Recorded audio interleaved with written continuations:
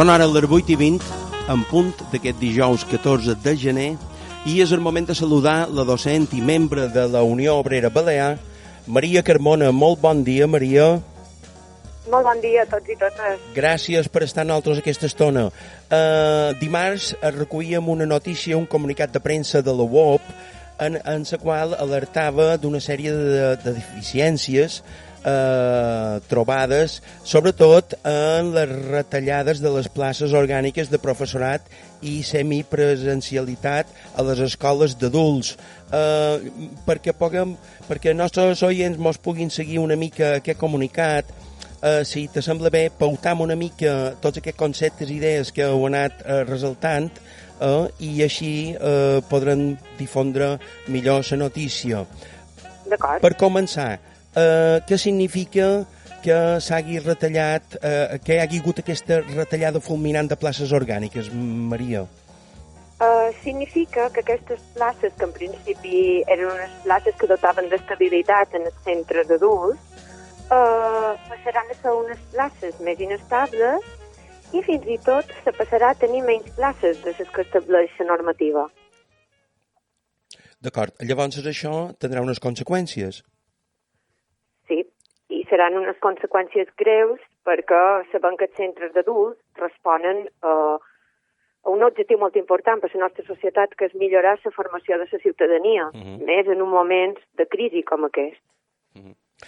Aquestes classes, aquestes escoles d'adults, perquè la gent que ens escolti ho sàpiga, on se realitzen en condicions normals, ara ja sabem que hi ha i és molt especial tot, però en condicions normals, on se desenvolupaven aquestes escoles d'adults, Maria?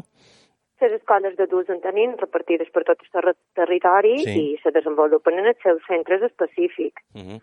El problema d'ara, repeteix, que és aquesta situació anormal que tenim de la pandèmia, però això no ha de servir per justificar que retallem places. Més bé per tot el contrari. El que s'ha d'ajudar és l'estabilitat. Ajudar en aquest alumnat que té un perfil que necessita estudiar a que ho pugui fer. Per tant, aquests centres que perden classes, és a dir, perden places, en llegesc, sí, també estan, anem a veure, els centres, diríem, normals i corrents, normatius, entenem en el comunicat que diu que cada vegada que hi ha una jubilació no se reposa amb un nou titular. Llavors, aquí, evidentment, s'estan perdent places cada dia, cada vegada, cada temporada. Sí, se perden places per jubilacions cada curs, per tant, el mínim que tenen aquests centres és molt mínim i des de direcció s'ha de lluitar la quota cada any. Any rere any s'ha de lluitar. Llavors, puc entendre o podem entendre que s'està incomplint la normativa que regula tota aquesta disposició? Sí, ho he dit abans. Vull dir, se proposen inclús menys places de les que estableix la normativa. Val. D'acord. I llavors també ressaltau un segon punt que té a veure amb la semipresencialitat, també, Maria? Sí, aquest punt de la semipresencialitat també és important. Ens trobam un moment molt especial en la pandèmia i volem recalcar que en cap cas volem passar per damunt de la salut de les persones demanant aquest punt, però si a segon de batxiller ens trobam centres que poden tenir un nombre, diguem, més alt d'alumnes per aula, també ho podríem fer en els estudis d'ESPAD de les escoles d'adults. Entenem que és un perfil d'alumne que necessita la presencialitat. De fet, han detectat que hi ha més abandonament, no és un perfil d'alumne que pugui fer un semipresencial i el pugui seguir en condicions. Llavors, també veiem en el comunicat que ressaltau molt aquelles dificultats que aquestes persones tenen a l'hora de connectar-se a internet tenir un seguiment online, perquè de vegades la seva preparació, diríem, telemàtica no és del nivell que s'exigiria. Llavors, fins i tot la manca d'aparells per comunicar-se. Llavors, tot plegat encara agreuja més el problema. Clar, i en la mesura que els metres de les aules ho permetin i la situació sanitària, ens agradaria que se fes una revisió de tot això perquè se poguessin fer les classes totalment presencials. Vosaltres també heu denunciat justament que la conselleria no té en compte aquest perfil de l'alumnat, no, Maria? No, i per nosaltres està clar, si l'objectiu ha de ser fonamentalment millorar la formació de la ciutadania, aquest objectiu no s'està complint. Perquè en un moment de crisi, torno a repetir, és necessari que tota la ciutadania pugui estudiar i pugui formar-se adequadament. On són els centres allà on heu detectat, diríem, més incidència d'aquesta problemàtica? És general. És que si ara hagués de dir noms de centres, n'hi ha bastants que ja tenen aquesta problemàtica, tant pel que fa a les places com pel que fa a la semipresencialitat, perquè estan obligats. Totes les escoles d'adults estan obligades en aquesta semipresencialitat, en els estudis d'ESPA. Autocomentaven això perquè, com que també resaltau que hi ha un percentatge d'alumnat nouvingut d'altres països, això implica també una pega més a l'hora de conèixer la llengua, necessitant més temps per adaptar-se i per integrar-se. Llavors, com tu saps, hi ha zones a Palma, per exemple, ara entenc que és el municipi de Palma, però podríem posar altres llocs, a les quals hi ha barriades a les quals hi ha més incidència de gent nouvinguda, gent immigrant, que ve a cercar una altra oportunitat a la vida, no?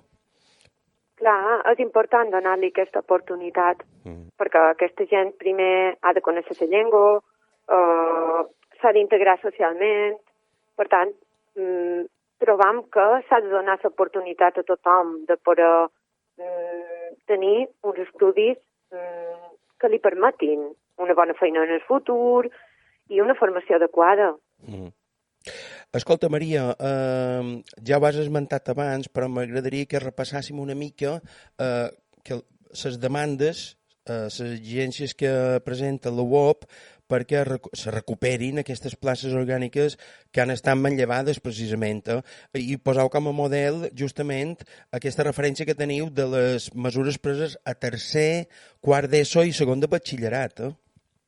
Exacte, sí, entenem que si poden tenir cursos de segon de batxillerat amb 23 alumnes o 24 perquè els metres quadrats ho permeten, també ho poden tenir a ESPA, exactament igual.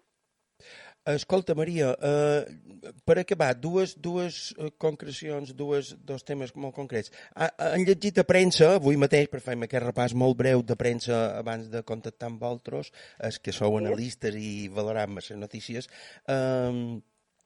llegim en el diari de Mallorca una xifra de morts que posa ja a punt a 500 morts a les Illes Balears, i hi ha un fragment que anuncia que diu se denuncien que s'estan donant classes en els centres educatius a 8 graus i falten purificadors d'aire. Supos que vosaltres també ho reclamau, això.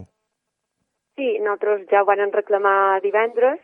Nosaltres hem trobat fins i tot casos d'escoles que no a 8 graus, a temperatures inferiors a 8 graus, estan fent feines els companys com sempre tenen una disposició molt gran, perquè en aquestes temperatures fer feina tant per infants com per mestres i professors és bastant mal d'aguantar, és una temperatura molt baixa, i parlant de la qüestió de purificadors d'aires, tenim un mesuradors de CO2 que donen unes dades que de vegades fins i tot se contradiuen entre ells, vull dir, hi ha companys que han posat 2 mesuradors de CO2 un de vora l'altre, i trobant que tenim un mesurador de CO2 que tampoc són els que haurien de ser, els purificadors d'aires són l'única manera que tenim de poder tancar les aules, de poder tenir unes aules sense aire pur que necessitem per poder treballar a una temperatura que hauria de ser el manco de 17 graus per treballar en condicions. Sí. Vosaltres, com a sindicat, de l'ensenyament que hi ha, a part de CST i altres sindicats que hi ha, que també han recollit també qualque mitjà de comunicació que CST també s'ha afegit en aquesta demanda d'aquesta restitució de places per cursos d'adults, però jo te volia demanar, ara, a dia d'avui, dia 14 de gener, com està la situació en els centres educatius? Quines incidències més rellevants es recolliu per part dels vostres companys i companyes a l'hora de demanar unes millores dins aquesta situació tan especial? Són moltes les millores que se podrien fer dins aquesta situació tan especial, però parteixen de la base de que les escoles ja estaven saturades. Vull dir, els mestres i professors ja fan feina amb un nombre molt gran d'alumnes. Nosaltres sempre hem reclamat que hi hagués menys alumnes per aula per poder donar un treball de qualitat.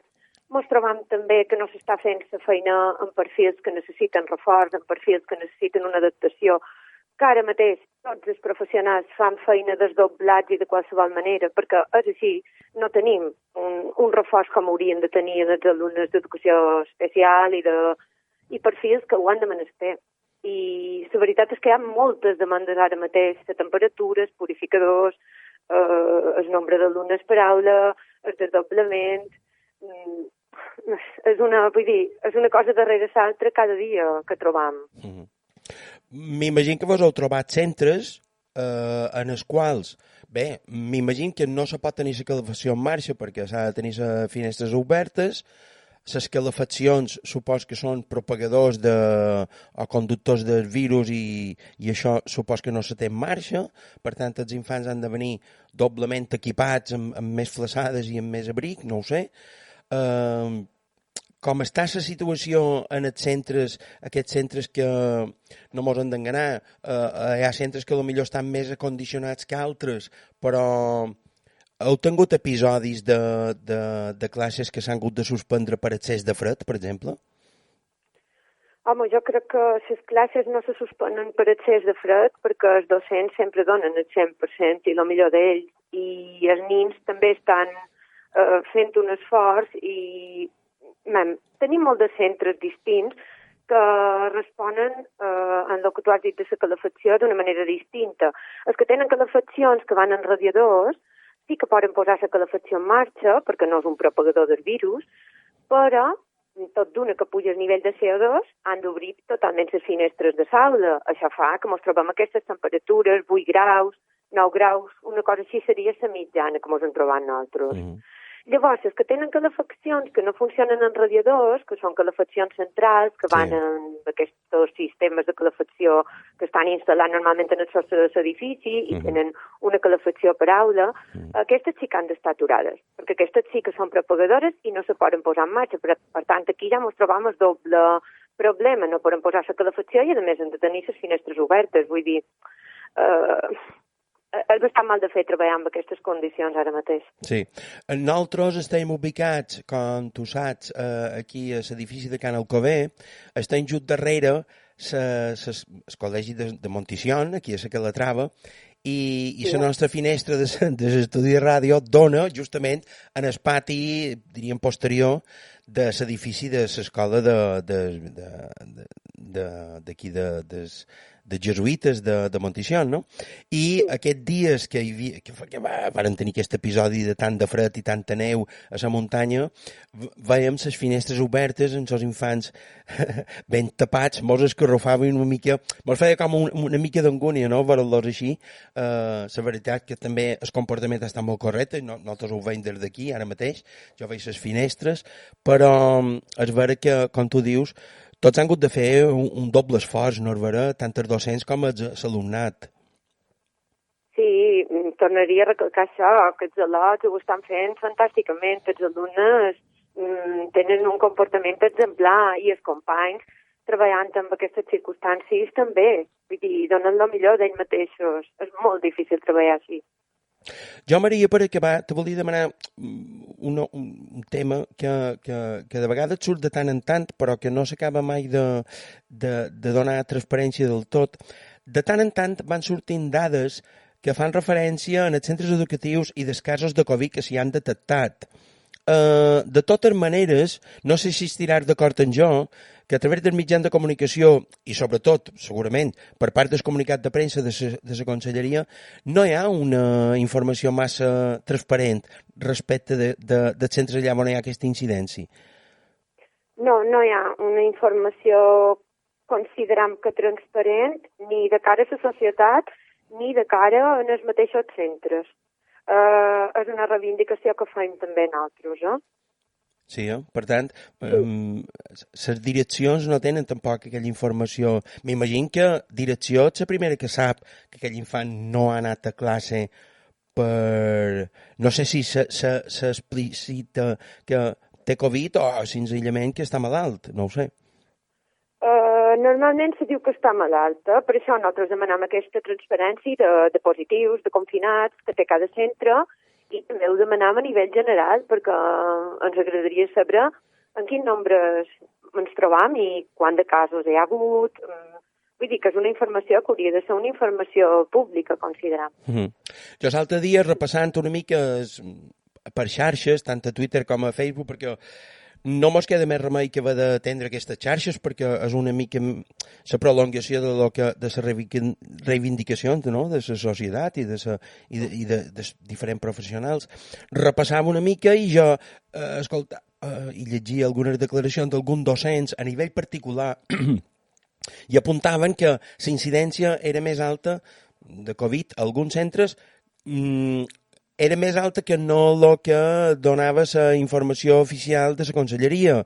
I llavors escoltes les declaracions per part de la Conselleria, tant de diferents departaments, i te confirmen que realment no hi ha incidència, que és meravellós tot.